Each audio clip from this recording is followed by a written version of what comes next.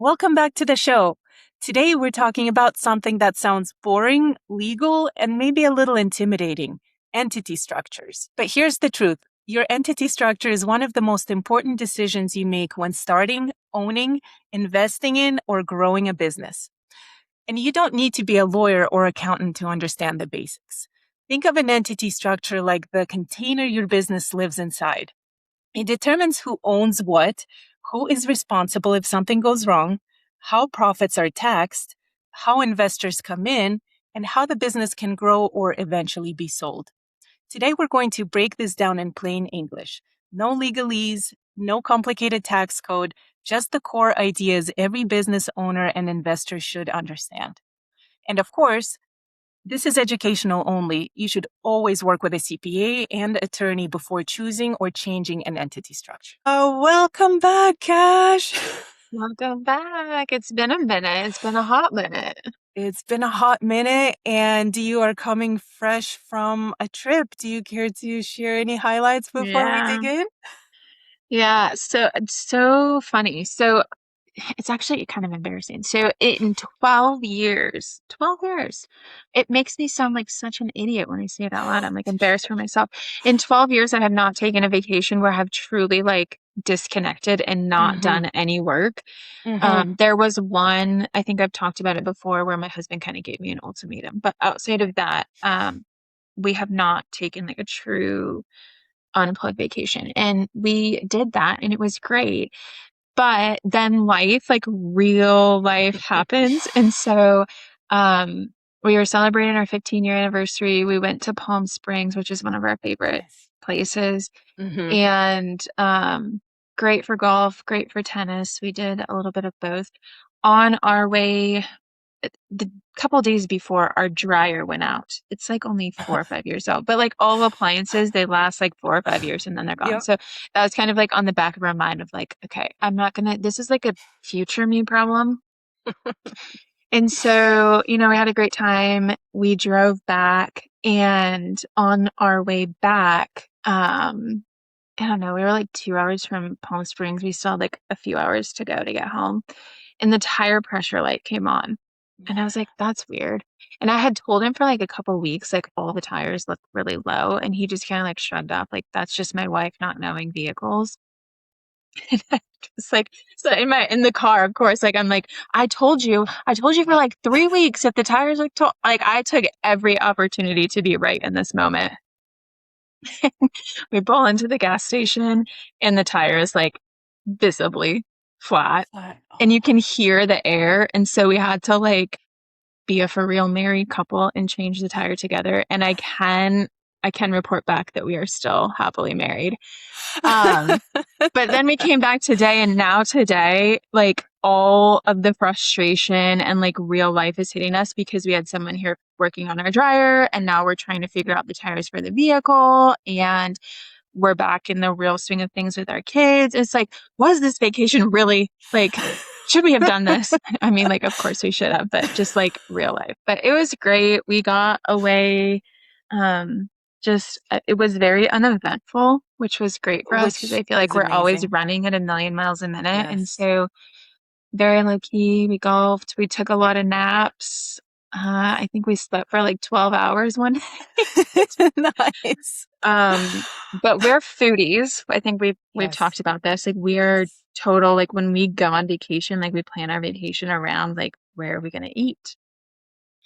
And we went to Nobu, which is it's at Indian Springs Tennis Gardens, and it actually overlooks one of the stadiums. And so that was kind of special because we both really like tennis, and it's like a very meaningful place for tennis. And probably the best food we've ever had in all of our excursions. And we've had a lot of food in our excursions. So enough about me.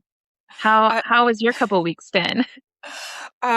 Just fine. Not as eventful as you, but I was definitely vicariously salivating at the pictures of the sushi that you ate. So thank you for sending that over. Yeah, that looked like an amazing adventure.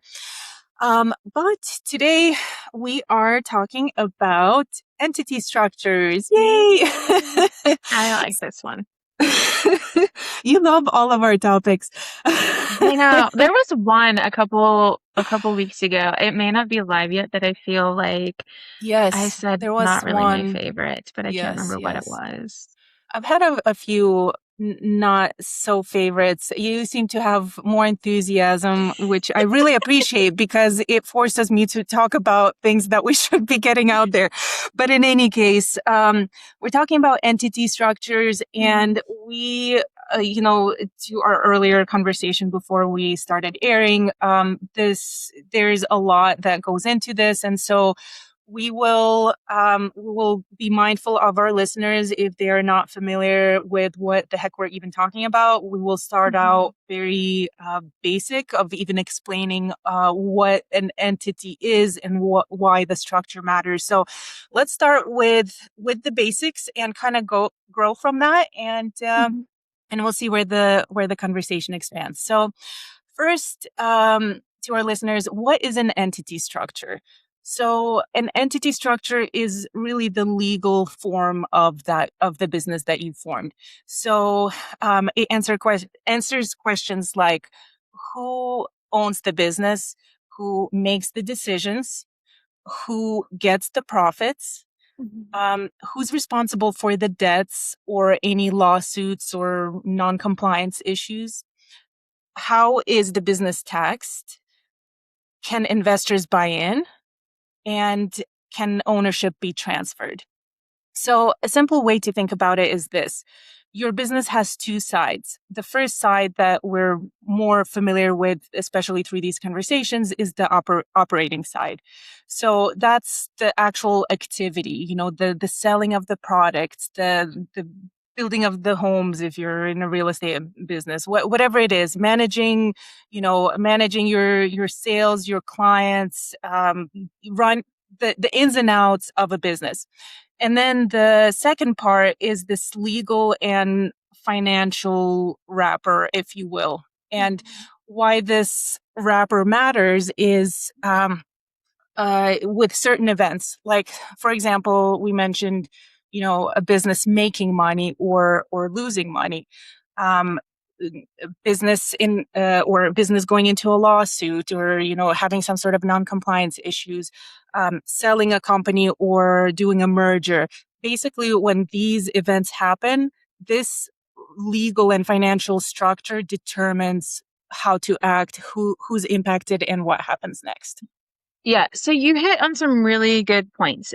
For me, the structure really matters because the biggest thing that I'm looking at is liability protection, tax treatment, ownership flexibility, and financing investment, and then ultimately exit planning.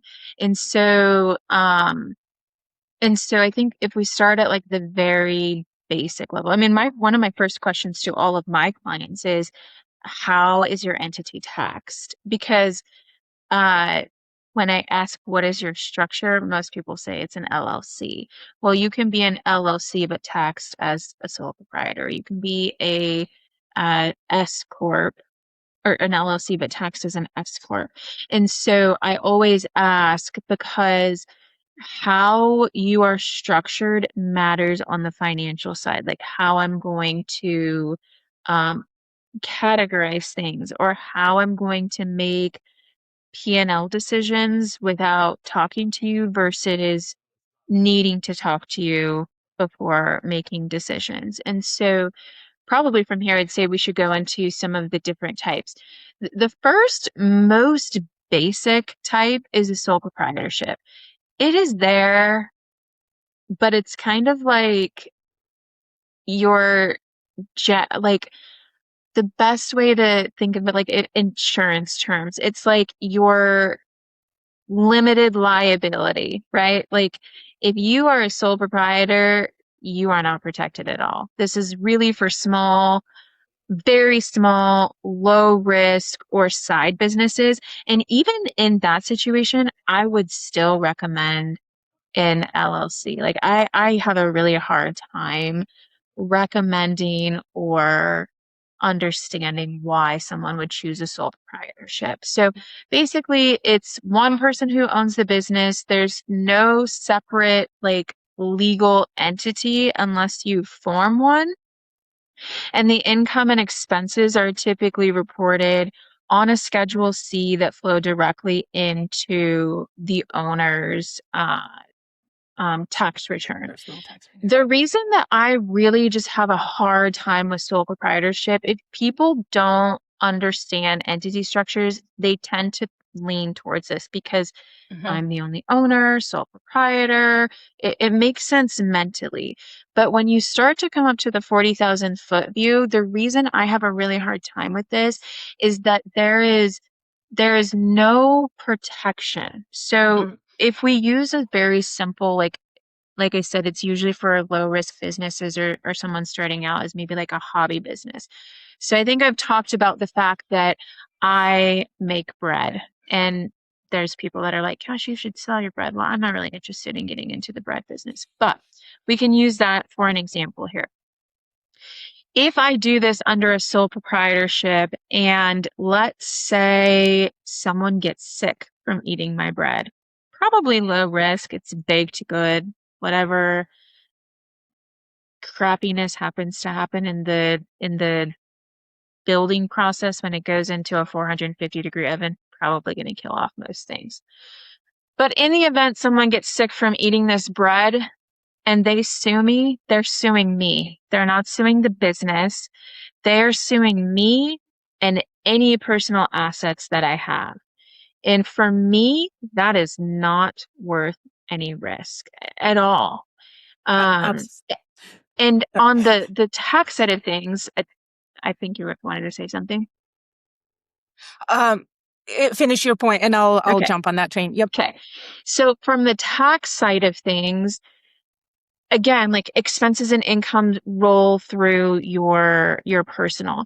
And you tend to miss out. Again, we're not CPAs. You should consult with your CPAs on, tax stuff. But on the tax side of things, you miss out on some opportunity of owning a business by being taxed as a sole proprietor. Like there are benefits in owning a business that you likely will miss out on being taxed as a sole proprietor.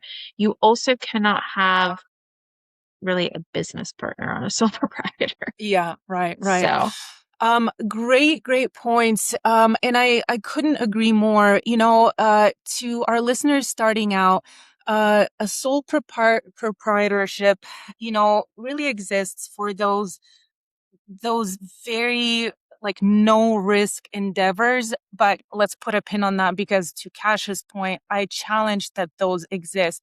I have seen um, I've seen this classification very often in my in my construction world, working with installers, because mhm, they're independent, they're a one-man show, they show up to, a flooring place or whatever, and they now have a contracted relationship with, whoever this subcontractor is. So, but I've often seen the individual status, and even though it's really it's designed to essentially like be quick on the go, very very mhm, quick to set up. You can essentially start a business today, and to Kash's point, you would use your social security. Like it's an individual. This is going to be a part of your individual tax return. But the more important part to me is that risk mitigation. And as a CFO in my trade, I would describe the whole CFO position as like, all the different ways that you mitigate risk for a company. So I'm thinking about risk all the time, and want to convey to business owners that it should be something that you are thinking about as well. And it starts out at that very first step of mhm, structuring your business. With installers, there's a lot more to lose. You get, if you hurt somebody with your with your mhm, equipment on the job or something like that, and then your entire, asset portfolio, everything. Now you as an individual are getting sued instead of, a specific LLC with its operations. And with that transition, I kind of want to swing into our preferred and most popular. Yeah, go ahead. You Well, look like one you thing wanted that to I say would something. say before you Hmm. transition, I do want you to transition because you're going to Hmm. take us where I don't even know where we're going yet. But the one thing that I would also add to this is that, so many business owners start out with like a hobby idea. Like maybe they're building Hmm. cabinets out of their garage and then they get a contract with a builder that they're now doing a couple homes and they don't think it's going to turn into anything. You could start as a sole proprietor and then elect as something different down the road. But the other thing that is really prohibitive in a sole proprietor is the financing and investment side of things. And I briefly mentioned this Hmm. before we really got Hmm. into this, but when you go to get lending as a sole proprietor, you're really getting lending as a person. So Yeah. it would be no different than you going to the car dealer and trying to buy a car on an auto loan. They're going to run your credit. They're going to look at your debt to income ratio. They're going to look at that type of risk. So if you, again, using this bread example, if I want to now build like a she shed where I'm going to do my bread baking and I'm also going to add in ovens and start putting some capital into that. I'm actually just going to get a personal loan and they're not doing anything based on the business. They're doing it based on me personally. So Hmm. that is also something to think about long term is how is my business going to grow and what type of financing or investment am I going to need? Banks are going to find it very risky to lend to a sole proprietor versus some of the other options that we're going to talk about. Excellent points. Excellent points. So I was just going to move into the more popular classification, entity structure, being an LLC. Mhm. So let's jump into kind of the basics of the LLC because we will kind of get into a little bit more of the detail of S corps and C corps further down in our conversation. But let's first talk about LLC from a high level. There can be a single member LLC. This is often treated, you mentioned this in a prior episode, it's like a disregarded entity for tax purposes. It flows Mhm. into your individual tax return. It's almost reminiscent of that individual status, except if it's an LLC, you have protections, and we'll cover that here in a sec. A multi-member LLC is taxed like a partnership, and in some cases, you can elect to be an S corp or a C corp, and we'll get into those details in a bit. So, in plain English, an LLC is a legal structure and a tax treatment in a separate decision. And from a practical standpoint, LLCs are typically, you'll see them in small businesses, these consulting agreements that we're talking about, real estate holdings, a lot of rental properties, um, some joint ventures, some family owned businesses, and investment entities.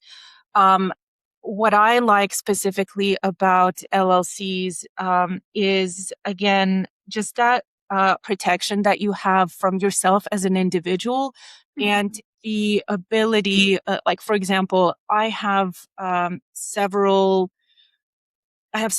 rental investments and I have structured them all to be under a separate LLC. And that is specifically for that protection. Like if Mhm. somebody like gets hurt on the sidewalk of one of them, they are going to sue just that operation of mine and Mhm. not all of my other endeavors. Um, so and then for my consulting business, it's actually an S corp, and we'll talk about kind of why I made that decision for that kind of business when we talk about that. So you mentioned that your rentals are all on separate LLCs. I think it's super important to kind of dig a little deeper on that. So same. LLC is one of my preferred. It's got a lot of flexibility. But yes, one thing that I would say is if you have multiple ventures, and for that term, it's a business. Like it could be a rental Mhm. property, could be an Mhm. accounting firm, could Mhm. be an an electrical company, etc. Those are all Mhm. ventures in the accounting world. Each of those ventures should ideally roll up into their own LLC. If you want to get really creative, you can create kind of a parent company LLC or a holding Yep. company, if you Do that. will. And each of these LLCs roll up into those. But to your point, when you're talking about a business, again, from an investment CFO side of things, you really want to make sure that it is as separate as possible. And one of the big things about this is that um, the reason an LLC is very popular on the tax side of things is it's kind of that in between of electing as a corporation, but also not as simple as a sole proprietorship. But in order to really follow the rules and regulations of an LLC, you have to have separate bank accounts. So no commingling. You Mhm. do have to Mhm. have an EIN number. You usually have to have some sort of um, like governing documents, whether it be an operating agreement or a partnership agreement, bylaws, what have you. I probably have way more documentation than I need, but there's some forward thinking to this. But when you go to the bank will not open a business account for you as an LLC without those governing docs. And so if you go open a business bank account, you have to have your official letter from the IRS with your official EIN. You also need to have proper accounting. And we live in this world right now of AI, Mhm. and AI is not the answer to your finances. Like this is one area, if I could give any sort of advice in all of this episode, please just pay the 30, 40, $50 that it is to have accounting software and run your business truly through accounting software. I promise you it is the best $50 that you will ever spend, even if you do not have a bookkeeper. Because if you get audited, like it's not fun. I don't know if you've Mm. been through a government audit. I have. It's not fun. And they will pick you apart until there is literally nothing to pick apart. That's their job. And so having proper accounting software, like no brainer, no question to this. Signed agreements, we can get into this a little bit more when we talk about partnerships, but when you go into business, you should have again, governing docs, bylaws. How are you going to make decisions? Who is going to be a voice in that decision making? How is the business going to operate? Um, it not only helps you, but in the event of something happening to me, someone can step into my business and they can't like change it drastically because I have governing docs that say, this is how the business runs. This is when you need a vote. This is who gets to vote, um, etc. So documentation is super important. And then commingling. And this one, maybe your colleague will have some fun with this one because we may disagree a little bit here. Commingling of funds is not inherently bad. Commingling of funds without documentation is bad. Mhm. I work Mhm. with so many Yep. businesses that do intercompany transactions, Mhm. Mhm. intercompany loans, and I'm not against it. Like they're these business owners that have multiple ventures. One may be doing really well, one may need some infusion. You move some money back and forth. As long as it's documented, Mhm. there's nothing wrong with that. And Mhm. I am fully an advocate for it, but you have to document it. You can't just move money around because this is when red flags go up for the auditors and unexplained money movement. Yes, you touched on so many different nuggets that I don't know which one to jump on first. So, but to your earlier point, which was some advice to our audience, which I absolutely agree with. I do have it structured the same way. The properties essentially do all roll up into one LLC that's owner, Hmm. and so essentially for all of the other properties, it's really the only owner is this umbrella entity at 100%, and Hmm. then that has its own ownership. So I agree with you. That makes things a lot easier when you can consolidate it for reporting and for tax Hmm. reporting and all of that, into an individual, into an umbrella kind of company. And going back to like the legal side of things, like in an LLC, you kind of briefly touched on this. In Mhm. an LLC, if I get sued, there is a level of protection that they're suing the business. There are ways that they can get into my personal assets. I mean, there's situations that they can get through the LLC, but the LLC really protects in you can come only you can come after only the business. And, if my house is not a part of the business, you unfortunately don't have access to those assets. If my vehicle is not part of the business, you don't have access to those assets if you're suing me or my LLC. So I think that's a really important differentiator between the LLC and the sole proprietor is that level of protection. Absolutely.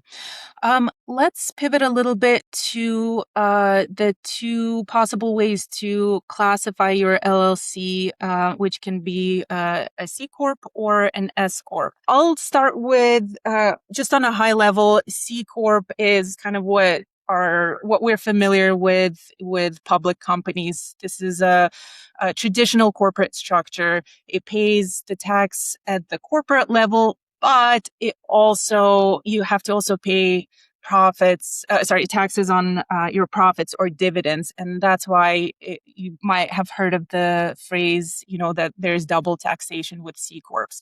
So Mhm. typically these C Corps are often these larger businesses, these public companies, or companies that are planning to raise a venture capital, or a business that wants multiple classes of stock. Um, but S Corps is, as I mentioned, S Corp is where my classification for my consulting business, my entire kind of enterprise, and that why I chose that one specifically is it does have some good tax benefits when it comes to like payroll, for example. So you touched on this in some earlier episodes. An S corp, um, the IRS kind of forces you to have a salary. You do have to pay yourself. As I mentioned, I have an S corp for my consulting business and essentially my business outside of the rentals. And the S corp helps me reduce self-employment taxes. Mhm. I do, have to pay myself a salary, and the remaining profits is what I'm taxed on. To your earlier point in a previous episode, we in an LLC we get taxed on the profits. So if Mhm. you structure your LLC correctly, if you follow all the rules to your earlier point of, having that separate bank account, having the LLC formation documents and really treating it like a true LLC, you get taxed on the net profit. So not just the revenues that you make, but the expenses that are truly qualified as business expenses get to reduce that burden, and so you're taxed um, on the actual profits. Mhm. One question that I have for you, if just out of curiosity, I've always wondered when I have dealt with installers or essentially contractors who chose to be incorporated. I have always wondered why they chose that that classification over like an S corp, and I never like had the opportunity to ask them about it. Do you, from your experience or knowledge of these, do you have any idea of why one would prefer the C Corp? You want the honest answer? Mm-hmm. The honest answer is that they're not having conversations with their CPA before they're making these elections. They're not understanding the full ramifications of their tax elections before making them. And a lot of times, what I see is a lot of these like hobby or smaller type businesses, they start out doing their own taxes via, of the True. online options now. And then they get into trouble because they get audited or they just get way too big for their britches. And then they go to a CPA and the CPA is like, well, why did you make this? Like, I don't know, TurboTax told me to make this selection. And so uh, a lot of it, I think, is just like ignorance and just not knowing and not having the education to or research or knowing where to go. Um, but S corps are interesting to me. Both of our businesses are LLCs, they're taxed as LLCs. We haven't made any elections thus far. We are looking to we'll probably make a late S corp election on my husband's business this year. Mm, We'll have to carry it forward next year. But one of the big reasons for S corp, you touched on this, is the payroll side of things. And so when you have payroll, you have Social Security that has to be paid, you have Medicare that has to be paid, you have federal unemployment, you have federal income, state mm-hmm, income, depending on where you're at. Um, and so they say that when you are on payroll, you say like the double taxation that you talked about in a C corp kind of happens in an S corp at the payroll level for an owner specifically. gotcha. Um, and so this election ends up generally saving the business owner money in payroll taxes. But the issue with the S corp, again, I see so many businesses get in trouble with an S corp because it is very strict in what you have to do and the rules you have to follow, specifically around payroll. And so in an S corp, the owner, I know I've talked about this, has to take a reasonable compensation. And reasonable is, I don't know, ambiguous, Mm-hmm, but you have to take a reasonable compensation before taking distributions. And so things that help establish what reasonable compensation is are, the owner's role. You would look at if they're playing the CEO role, what would a mm-hmm, CEO at a very similar company of a like mm-hmm, size be making? How many hours are they working? The industry, revenue profitability, what are their duties? What would it cost to hire someone to do the same job? mm-hmm, Experience and skill level, your geographic or market rates, things like that. You don't want an owner taking tiny payroll and large distributions if they're mm-hmm, actively working in the business, because first of all, your P&L is going to be wrong, and it's also a red flag. Like you're trying to save on payroll taxes while taking a distribution. So if you are an S corp with very low payroll but high distributions, probably going to be putting you in an opportunity for an audit. But payroll tax savings are not automatic profits. And so some things to think about on this is that S corps can reduce the self-employment payroll tax expenses that I just talked about, but they also add costs, okay? So your payroll processing is going to go up because whoever you mm-hmm, go with, ADP, Gusto, all of the other options out there, you have to pay them to run the payroll. If you are in a C corp or you're electing, or sorry, an S corp, if you're electing as an S corp, you need to be properly bookkeeping. I've already went on my mm-hmm, tangent on this. You need to have a bookkeeper. So you have a bookkeeping expense. You have to have state and federal payroll accounts. So those withholdings, you have to pay mm-hmm, those into to those entities. W-2 filing, again, that reasonable compensation that has to come out. You have to do a separate business return. So you're now not doing just a personal return, you have to have a business tax return. So there's going to be more CPA involvement. The bookkeeping side of things, and one of the reasons that I say that this is so important to have a bookkeeper or have knowledge on how to handle this, is that your P&L should reflect officer wages, which is typically who the owner is. You want to delineate these out from the regular employee wages, which need to be on there, your payroll taxes, processing fees, benefits, etc. But on the balance sheet, just because you take a reasonable payroll does not mean you can't take distributions. They're Mm-hmm. taxed differently, but those distributions fall on the equity side of the balance sheet. And so your distributions or contributions, your retained earnings are also over there on that balance sheet. And so you have to have a bookkeeper to understand that if your reasonable compensation is, for easy math, we'll say 100,000, you take your 100,000 in reasonable compensation via payroll, but you take 50,000 as a distribution, that 50,000 doesn't hit the P&L. It hits the balance sheet as a draw, and you're going to have to pay tax on that like you would a dividend or what have you uh, at a C corp. The biggest thing that I see in this is that they miscategorize the payroll and the distribution, Mm-hmm. um, or they don't put it on the right financial statement. They'll take that 50,000, but they'll put it as an officer wage instead of as a a owner draw or owner distribution or shareholder draw or whatever vernacular Mm-hmm. you want. And so back to your question, why do they elect as incorporated? I think a lot of this is just not explained to them. Like the benefits of being an S corp, I think people have conversations in, well, you're going to save money on payroll taxes or you're going to save in taxes.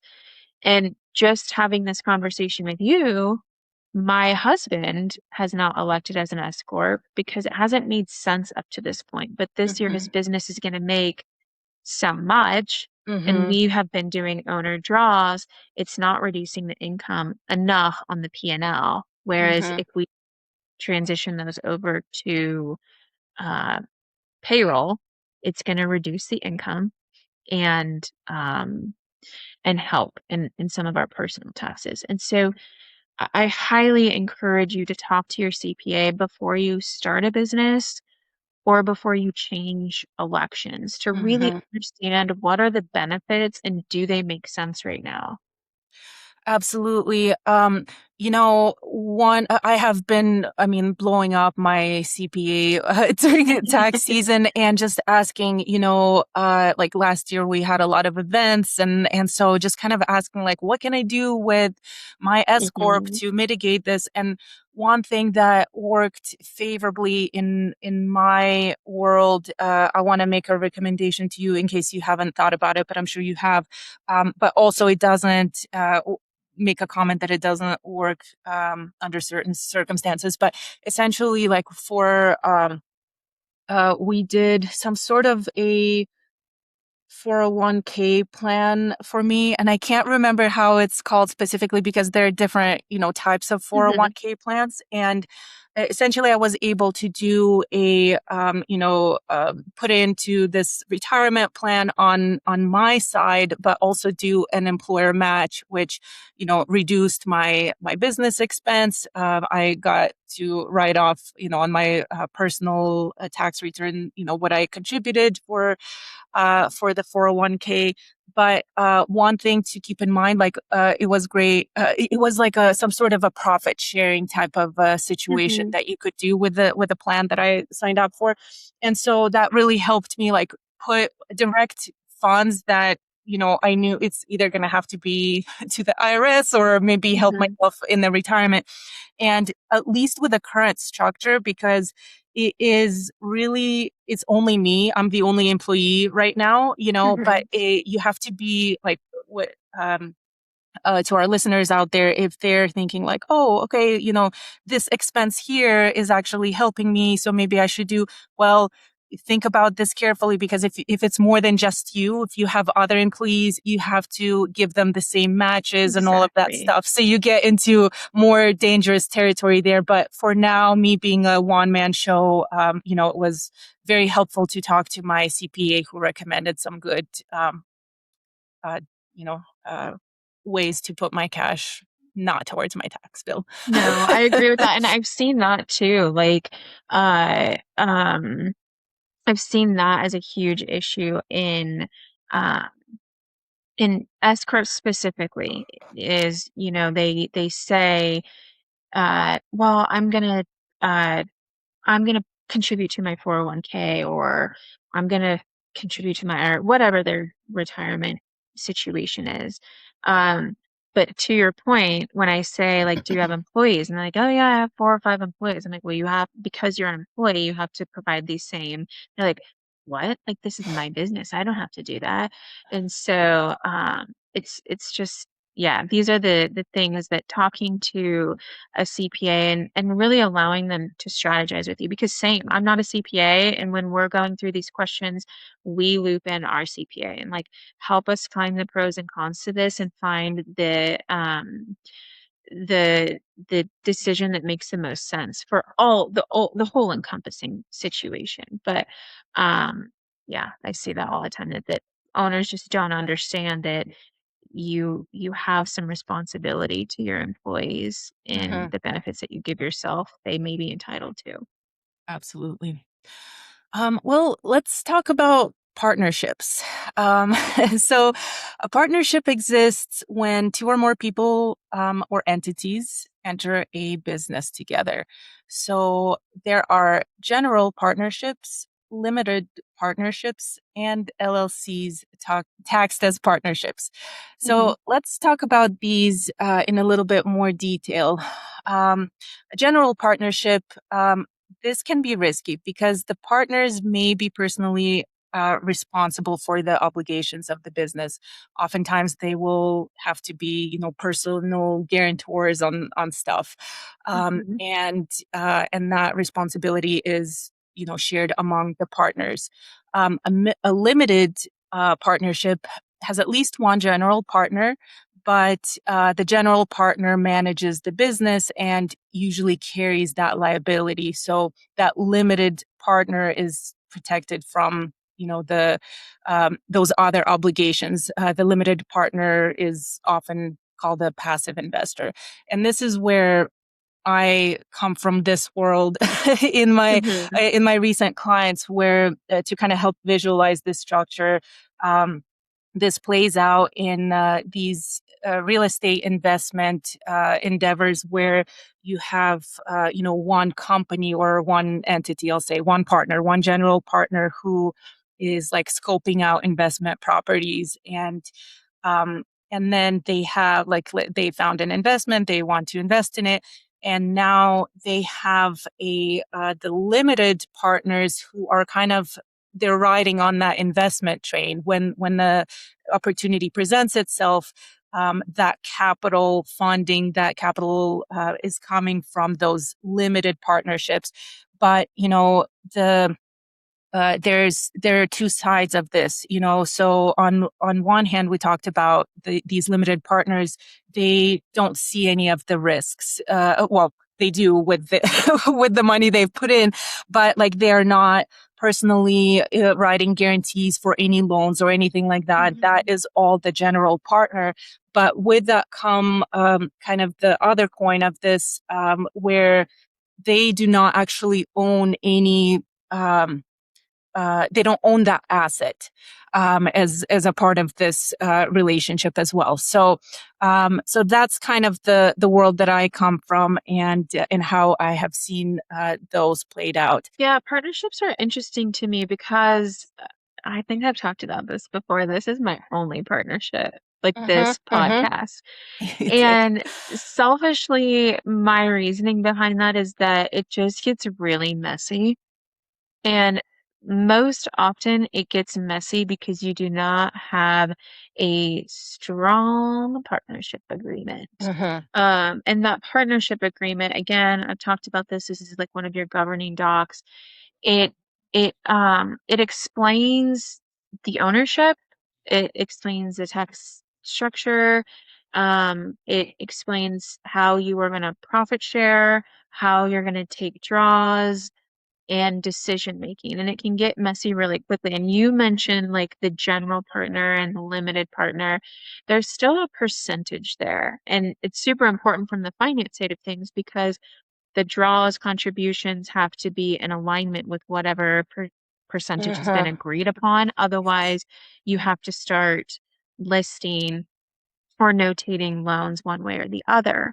Mhm. And one of the reasons that it gets messy is because your general partner who's really involved in the business, not always communicating with your limited partner. A lot of times your limited partner is like a deep investor, like someone Mhm. that's willing, they believe in you, they believe in the idea, they have the funds to help you get it off the ground, but they maybe don't have the time to Mhm. invest to get it off the Mhm. ground.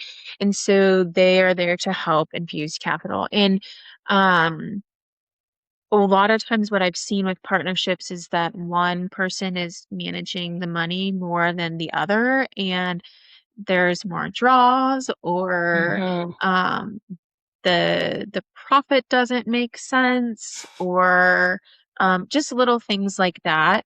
And there's ways that you can structure this again in like a general and limited partner. You can have a partner. Very rarely do you see like payroll in these situations, but you can structure it in that way that, maybe your general partner who's involved in the day-to-day, they're going to take a guaranteed payment very similar to like a W-2. Um, but then they are going to take a an equitable distribution Mhm. as their partner. But again, I would have a bookkeeper or a very strong CPA involved in this so that there is dual controls, there's oversight. But again, I would really have that partnership agreement that defines who owns what percentage, what are the profit and losses, and how are they allocated? How are draws approved? Like this is a Mhm. huge, a Mhm. huge thing. Are guaranteed payments allowed? Who has decision-making authority? Mhm. What happens if one partner wants out? Like that's a great thing to put in. Our partnership agreement has Mhm. like Mhm. those clauses on if I no longer want to be a part of this, what happens? Mhm. Um, what happens if one of us dies, becomes disabled, stops working in the business, or stops giving their contribution that they agreed upon? Mhm. Mhm. Um, can we contribute? And if I contribute, do you have to contribute? Right. Are loans allowed? How are disputes handled? If we can't agree on something, then how do we find the middle ground? The tax distributions, things like that. So if you're going to get into a partnership agreement, the one piece of advice that I would give to you is have a very strong partnership agreement in place. And if there is a chance that there's going to be a large monetary gain from it, I would have a legal expert review it. Very well said. Okay, so we've talked about sole proprietors, we've talked about LLCs, we've talked about S corps, partnerships. I do think that we should touch on C corps, probably not spend as much time here, but I think it's important for our listeners to understand that they are different. So, C corps are interesting. This is where I spent actually most of my career is with Mhm. a C corp. They're That's right. small to mid-sized businesses, you can be a C corp, but you kind I would say you have to be doing at least 10 million or more for it to make sense, Sense. and you Mhm. have to have, I would say, not investors, stakeholders is the word that I would use, but a corporation is a separate legal entity owned by the shareholders. And so if you look at a publicly traded company, we'll just talk Pepsi. If you go look at Pepsi, they are a publicly traded company. You can buy stock in that. That makes you a shareholder, so you own Pepsi. So that's how a C corp is structured. As you mentioned in the beginning, that C corps are often notated as double taxation. The reason that they get this vernacular is because the company itself has to file a tax return, and that tax return is taxed on its profit, typically Mm-hmm. your net profit. So you're taxed on that. And then your shareholders, if they get distributions, dividends, what have you, that is taxable income. And so your Mm-hmm. shareholders who own this business will say for you and I, for a C Corp, our business is paying taxes for the business entity is paying taxes, and then we're getting distributions, we're paying tax on that. So as owners, our business is getting taxed. And then from whatever's left over, we're then getting distributions that's getting taxed. So that's where Mm-hmm. that term double taxation comes from.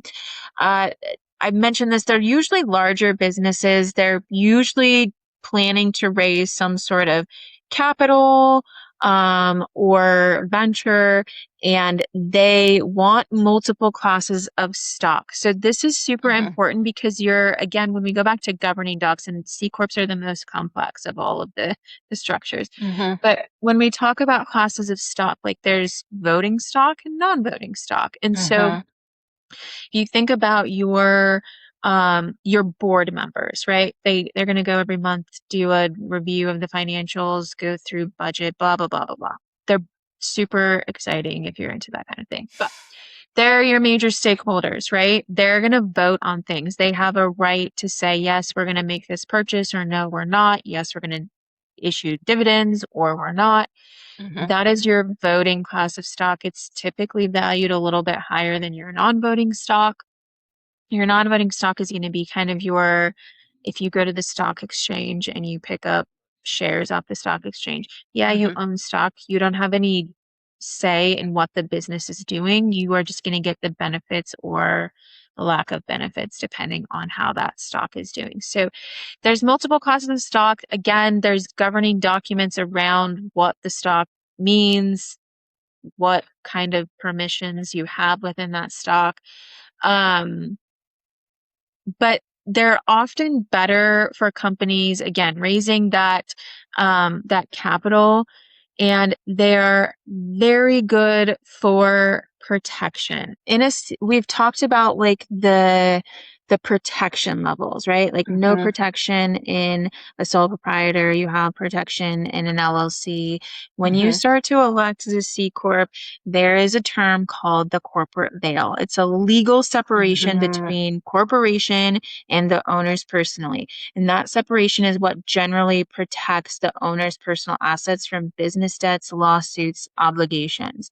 And this protection only works if the corporation is treated like its own separate entity. So, from a financial standpoint, that means, again, separate bank accounts, very clean bookkeeping, proper payroll, documented shareholder loans, approved dividends, no mixing of personal and business Mm-hmm. expenses. And owners get into trouble by treating the company like their personal bank account, which you've talked about as one of your fun terms. They treat it like personal expenses are paid through the corporation. If shareholder loans are not documented, if dividends aren't coded correctly or corporate records are not maintained, the separation can become weaker. And so this corporate veil is super important for these companies because like you, like myself, when I come in and sat as CFO or CEO, I'm taking on a lot of risk myself because I'm making very large decisions, especially in the industry that I came from, making large decisions. And I wanted to be protected from those decisions. And that corporate veil comes into play that if the business gets sued or the business has any litigation, as long as we have followed all of the rules, the regulations, we've documented things that needed to be documented, that corporate veil is very strong and they really can't come after me for any of the decisions that I've made. And so a very simple way to think about this is if you want a corporation to protect you like a separate entity, you need to operate it like a separate entity. Mm-hmm. And that corporate veil can be in play for different entity types, but it really comes into play for C corps. Um, and so, like I said, that I'm not sure that a lot of our listeners are Mhm. at that C corp level, or if it would make sense, but we should probably start to land the plane unless you have something Yeah. to add. Yes, just wanted to kind of close the loop on our conversation. We touched on several, I think, helpful distinctions in this conversation, and I just want to end with some notes for our listeners to think about when they are stuck with choosing which one do I choose. There's some Mhm. questions to ask that I want to kind of go over to turn this full circle, and then we will land the plane. So, first question you want to ask is what kind of risk does the business have? So, we touched on these different layers where risk can arise. So, answer the question, do you have customers, employees, physical locations, vehicles? Is there Mhm. construction, property, debt, investors? All of these different layers, the more you layer on, the more risk you have. You're something might happen with one of those relationships, and so that's one question to ask. Second one is who owns the business. Is it just one person? Is it two partners? Is it a group of investors, a family, anything else? Number three, how will the business make money? So, is it service income, rental income? Is it going to be capital gains, product sales? All of these different items, they may all have different tax considerations. So that is, again, another question that you will want to ask and bring to your CPA. Will you raise money? Will you sell the business or any assets at a later time? And how again, lastly, how much complexity can you manage? So the more entities, sorry, more entities can provide more protection and flexibility, but they also can create more bookkeeping as well. Mhm. More bookkeeping, more bank accounts, tax returns, legal fees, all of that. That's why I love your earlier comment of like having an umbrella. I think that kind of helps Mhm. to help with the books. But nevertheless, those if you answer those questions, bring them to your CPA because they will be the point of discussion. Your CPA will guide you. They'll kind of assess the situation and talk to you about what's in your best interest. So Mhm. the goal, again, is not to create a complicated structure. You want to create a simple structure that protects you and that supports your tax strategy as well. So consult with your CPA. Another reminder. Yeah. Now we can land the plane. And Okay. I have a question for you. Okay. Let's do it. Alrighty. So what this is just because you love my would you rather so much, I decided to throw another one at you. And you mentioned that your hubby was also either rolling his eyes or laughing, one or the other, at my do or die. So I have another one to throw at you. Okay. Let's do it.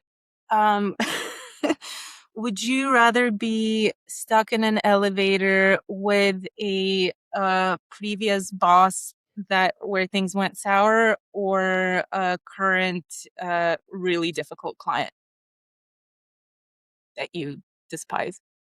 I yeah, I think I would probably rather be with a current difficult client because there's there's a reason to try to like there's common ground, I guess. Like that's Mm-hmm. not really the word that I'm thinking of, but it's in our best interest to be on the same Yes. ground and like Mm-hmm. try to have some sort of whereas like a old boss where things went sour, like what do I have to gain from that situation other than just being awkward and uncomfortable and Mm-hmm. maybe just let the situation be what the situation is. So Yeah. definitely a client. That's the mature CFO answer.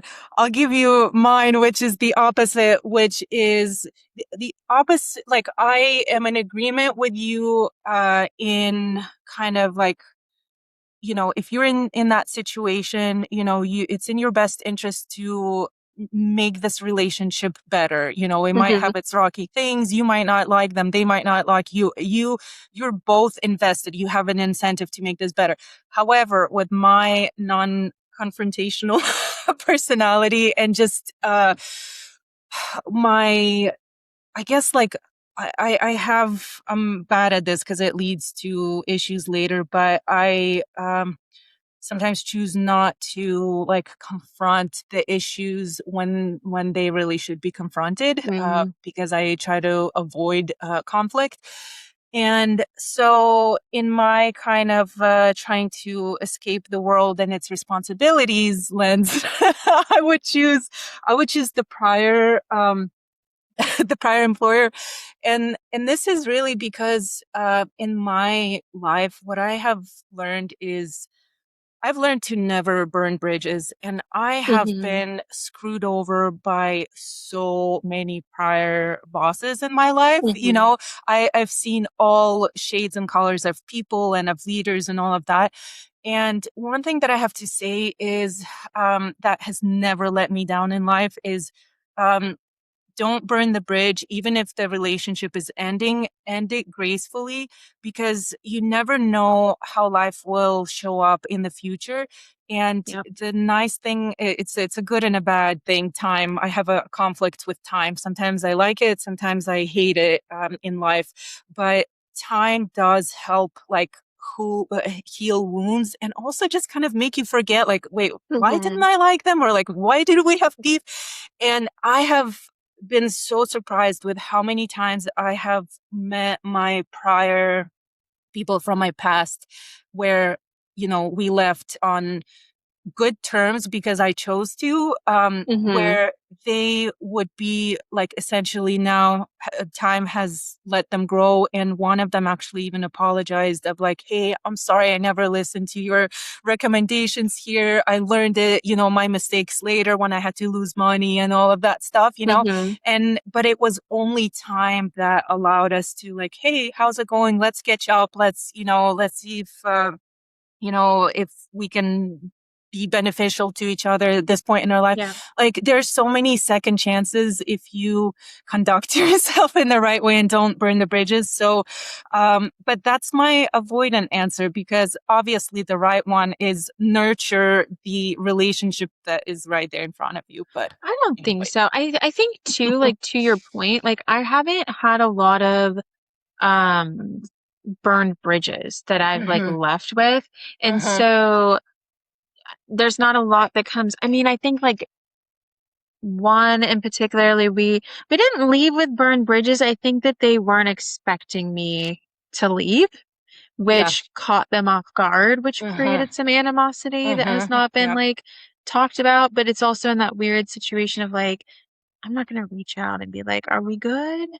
And so, yes, to your Yeah. point, like, I think that you should leave on good terms, as good as you can. And that's Yeah. probably also why my situation or my answer is what it is because I don't really have a lot of those, like, I haven't Um, left a lot of, I have tried to leave every place that I've been, every mhm. situation I've been in better than I found it to the Yeah. best Yeah. of my ability. Yeah. Yeah. I, So I absolutely agree with that. Alrighty. Well, team, thank you for tuning in, and we will see you on the next one. let's bring it home. Your entity structure is the legal and financial container for your business. A sole proprietorship is simple, but offers little protection.